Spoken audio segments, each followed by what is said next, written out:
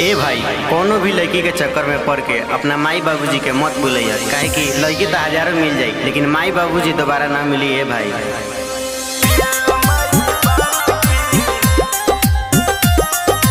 Music by Ajit Sinha. SCP recording studio Bhinhara बाजार।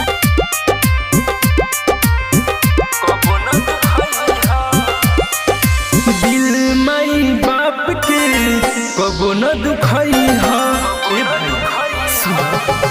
दिल माई बाप की कबो न दुखाई हा।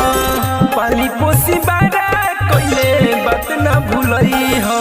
दिल माई बाप की कबो न दुखाई हा। दिल माई बाप की कबो न दुखाई हा।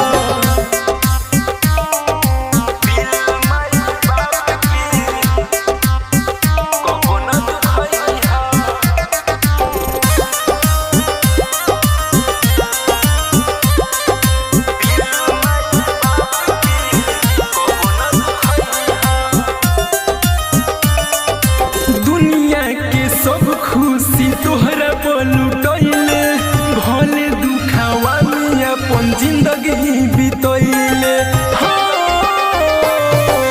दुनिया के सब खुशी तोहरा लुटैले भले दुखावा में अपन जिंदगी बितैले। न जग हसाई करिह न कबो रुलई ह। दिल माई बाप के कबो न दुखई हा। दिल माई बाप की कबो न दुखई हा।